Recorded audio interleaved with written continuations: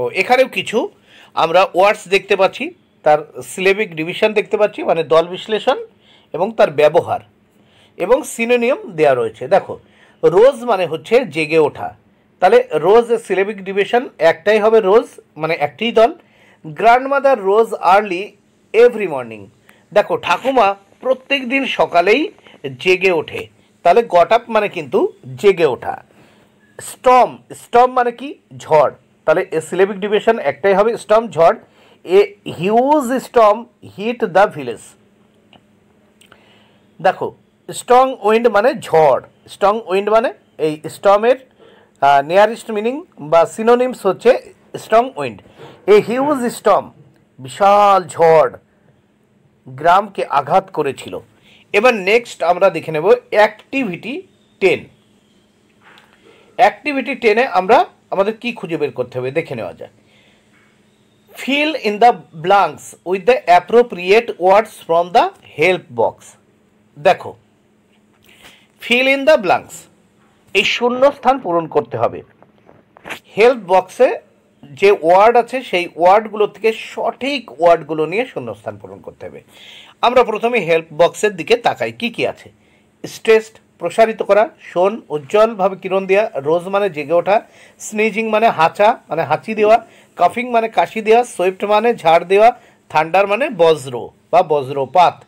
এইগুলো দিয়ে আমরা কিন্তু শূন্যস্থান পূরণ করব। তাহলে দেখি, মাদার স্ট্রেসড, দেখো প্রথম শূন্যস্থানে স্ট্রেসড হবে। Mother stressed her hand to hug her child, মা তার হাতকে প্রসারিত করেছিল তার বাচ্চাকে জড়িয়ে ধরার জন্য। B, Meera swept the floor with the broom, Meera ঝাঁটা দিয়ে মেঝে ঝাঁট দিয়েছিল বা ঝাড়ু দিয়েছিল। C, the moon shone bright at night, চাঁদ রাতে উজ্জ্বলভাবে কিরণ দিয়েছিল। D, the boy is suffering from cold and flu, ছেলেটি ভাইরাস এবং ঠান্ডা দ্বারা ভুগেছিল। হি ইজ স্নিজিং অ্যান্ড কাফিং, সে হাঁচছিল এবং কাশছিল। স্নিজিং অ্যান্ড কাফিং। ইতে, Tublu rose early every morning to go to school, Tublu প্রত্যেক দিন সকালেই ওঠে টু গো টু স্কুল, স্কুলে যাওয়ার জন্য বা বিদ্যালয়ে যাওয়ার জন্য। তাহলে বিদ্যালয়ে যাওয়ার জন্য টুবলু প্রত্যেক দিন সকালবেলা ওঠে, জেগে ওঠে। Sabina hugged her mother in fear of thunder, Sabina তার মাকে জড়িয়ে দিয়েছিল বজ্রপাতের ভয়ে। নেক্সট আমরা দেখব অ্যাক্টিভিটি 11। অ্যাক্টিভিটি 11 দেখে নেব, কি বলছে। Make sentence with the following words, নিম্নলিখিত ওয়ার্ডগুলি দ্বারা সেন্টেন্স তৈরি করতে হবে। You can use the help box, তোমরা হেল্প বক্স ইউজ করতে পারো। দেখো নিচে হেল্প বক্সে কী কী আছে। ব্রুম ঝাঁটা, ক্লিন পরিষ্কার করা, অ্যাফ্রেড অফ ভয় পাওয়া, স্টার্স মানে তারকা, শাইন মানে উজ্জ্বল। এইগুলো ব্যবহার করে এই যে সেন্টেন্সগুলো তৈরি করা যেতে পারে। একে আছে ডাস্ট, ডাস্ট দিয়ে দেখো, we use a broom to clean dust, আমরা একটা ঝাড়ু ব্যবহার করেছিলাম ধুলোই পরিষ্কার করার জন্য। দুয়ে থান্ডার, থান্ডার বজ্রপাত বা বাজ পড়া। My brother is afraid of thunder, আমার ভাই বজ্রপাতকে ভয় পেয়েছিল। 3 স্কাই দিয়ে, star shine brightly in the sky, আকাশে তারারা উজ্জ্বলভাবে কিরণ দিচ্ছিল। তাহলে 24 নম্বর পেজ হয়ে গেল। এবার আমরা নেক্সট পেজ দেখে নেব। ক্লাস 4-এর উইংস পার্ট 1-এর 25, এখানে আমরা 25 নম্বর পেজ দেখে নেব। 25 নম্বর পেজে কি বলেছে দেখে নেওয়া যাক। Let's rhyme by using appropriate words, you may take words from the help box. দেখো এখানে যে শব্দগুলো পরপর রয়েছে সেই শব্দগুলোর একই ধরনের আরও ছন্দযুক্ত শব্দ এই হেল্প বক্স থেকে খুঁজে লিখতে হবে। যেমন এখানে স্ট্রেসড, স্কেসড, ফেস্ট এই শব্দগুলো রয়েছে। এখানে ভিজিবল, ডিভিজিবল, ফিজিবল, এরকম শব্দগুলো দেখো ছন্দাকারে রয়েছে। কাফিং, লাফিং, অফিং। ঠিক এখানে রয়েছে দেখো ফেডেড, ব্লেডেড। আমি এখান থেকে লিখে দিয়েছি দেখো হেল্প বক্স থেকে ট্রেডেড, গ্রেডেড। তারপর দেখতে পাচ্ছি আমরা এখানে রোজ, প্রোজ, হেল্প বক্স থেকে লিখেছি দোজ, ক্লোজ। তারপর দেখতে পাচ্ছি আমরা এখানে স্টর্ম, নর্ম, এই দুটো আমি লিখেছি ফর্ম, ওয়ার্ম।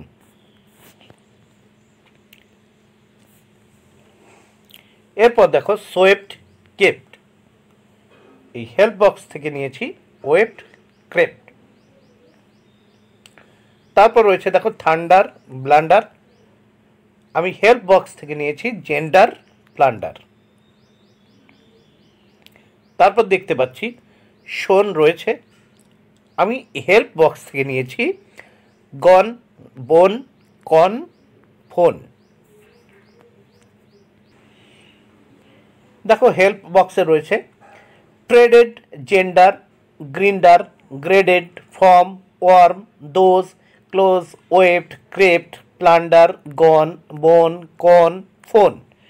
তাহলে এইগুলো ইউজ করে কিন্তু আমি এই যে ছন্দগুলো মেলাতে হবে সেই ছন্দগুলো কিন্তু দেখো কালো কালি যেগুলো দিয়ে লেখা সেগুলো কিন্তু অলরেডি দেওয়াই আছে বইয়ে।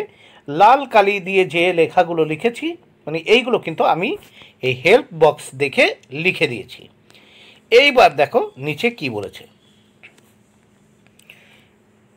লেটস স্পিক, চলো কথা বলি। এখানে কি কথা? Discuss with your friends in your group about the fairy tale you read. দেখো ডিসকাস উইথ ইয়োর ফ্রেন্ডস, তুমি তোমার বন্ধুর সঙ্গে আলোচনা করো, ইন ইয়োর গ্রুপ, তোমার দলে, about the fairy tale you read, মানে তুমি যে রূপকথার গল্প পড়েছো সেই সম্পর্কে। You may use the clues given below, তোমাকে নিচে বিভিন্ন ক্লু দেওয়া হলো বা হিন্টস দেওয়া হচ্ছে, ঠিক আছে? এই ক্লুগুলো থেকে বা এই হিন্টসগুলো থেকে তোমাকে একটি রূপকথার গল্প লিখতে হবে। যেমন এখানে কি বলছে, the name of the fairy টেল, প্রথমে ফেয়ারি টেলের যে গল্প সেই গল্পের নাম লিখতে হবে। নেম অফ দ্য ক্যারেক্টার্স, চরিত্র মানে চরিত্রের নাম থাকবে। দ্য ম্যাজিক্যাল ইভেন্টস থাকবে, ঘটনা থাকবে, জাদুকরী কোনো ঘটনা থাকবে। তারপর দ্য মোরাল অর মেসেজ, ওই গল্পের ভিতর কোনো মোরাল বা মেসেজ থাকবে গল্পের ভিতর। What you have learned from the story, তুমি গল্প থেকে কি শিখতে পারলে। তারপর ইয়োর ফিলিংস, তোমার মনোভাব কি বা অনুভব কি ছিল সেটা লিখবে গল্পের ভিতর। এইবার দেখো হেল্প বক্স, এখানে আমরা দেখতে পাচ্ছি funny, interesting, boring, sad, kind, honest, truthful, strange, wonderful, surprising, এইগুলো ব্যবহার করে কিন্তু তোমরা এই গল্পটি লিখতে পারবে। তাহলে দেখো আমি এইগুলো এই ধরনের হিন্টস ব্যবহার বা ক্লু ব্যবহার করে একটি গল্প তোমাদের জন্য লিখে দিয়েছি। তাহলে এই গল্পটি দেখে নেওয়া যাক বা তোমরা দেখে নাও। কিছুদিন আগেই আমি একটি রূপকথার গল্প পড়েছি বা একটি ফেয়ারি টেলস পড়েছি। সেই ফেয়ারি টেলস এর নাম বা রূপকথার গল্পের নাম snow white and the seven dwarf, অর্থাৎ তুষারিণী এবং 7 জন বামনের গল্প। তাহলে দেখে নেওয়া যাক আমি যে গল্পটি কিছুদিন আগেই পড়েছি সেই গল্পটি। Recently, I have read a fairy tale named Snow White and the Seven Dwarfs. সাম্প্রতিককালে আমি একটি ফেয়ারি টেল রূপকথার গল্প পড়েছি যার নাম হলো স্নো হোয়াইট এবং দ্য সেভেন ডার্ফস, মানে তুষারিণী এবং বা তুষারকন্যা এবং 7 জন বামনের গল্প। This one is an age-old German fairy tale.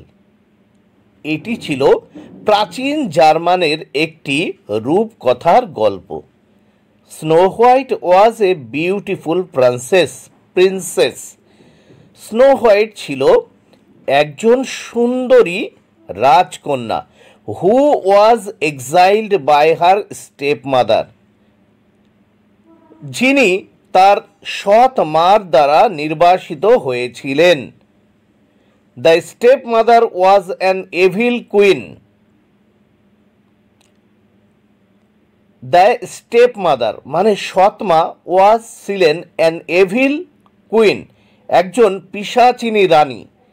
তাহলে সৎমা ছিলেন মানে স্নো হোয়াইটের সৎমা ছিলেন একজন পিশাচিনী রানী, হু ওয়ান্টেড টু কিল হার, যিনি তাকে হত্যা করতে চাইতেন। Snow white ran into a forest. Snow white দৌড়ে একটি বনের ভিতর ঢুকে গেল। সুন শীঘ্রই, শি ওয়াজ রেস্কিউড বাই 7 ডার্ভস। শীঘ্রই 7 জন বামন তাকে রেস্কিউ করলো, মানে কি উদ্ধার করেছিল। Who form a friendship with her, যাদের সঙ্গে তার বন্ধুত্ব হয়ে গিয়েছিল, মানে ওই 7টি বামনের সঙ্গে সেই স্নো হোয়াইটের বন্ধুত্ব হয়ে গিয়েছিল, বা তুষার রাজকন্যার কি হয়েছিল, বন্ধুত্ব হয়েছিল। অ্যান্ড প্রোটেক্টেড হার ফাইনালি, এবং অবশেষে তারা তাকে রক্ষা করেছিল। ইন দিস স্টোরি, এই গল্পে, a magic mirror causes many strange events, একটি জাদুর আয়না অনেক অদ্ভুত অদ্ভুত ঘটনা ঘটিয়েছিল। The 7 dwarves good nature is really liked by me. এই 7টি বামনের খুব সুন্দর চরিত্র বা প্রকৃতি সত্যিই আমার খুব ভালো লেগেছিল বা আমার খুব পছন্দ হয়েছিল। I have found the story interesting and wonderful. আমি এই গল্পটি পড়েছিলাম বা দেখেছিলাম অত্যন্ত আগ্রহের সঙ্গে এবং অবাক হয়েছিলাম। তাহলে এই গল্পটি পড়ে বা দেখে আমি অত্যন্ত খুশি হয়েছিলাম এবং অবাক হয়েছিলাম। তাহলে একটু আগ্রহের সঙ্গে গল্পটি দেখেছিলাম এবং অবাক হয়েছিলাম। তাহলে দেখে নিলে আমার পড়া একটি রূপকথার গল্প বা ফেয়ারি টেল।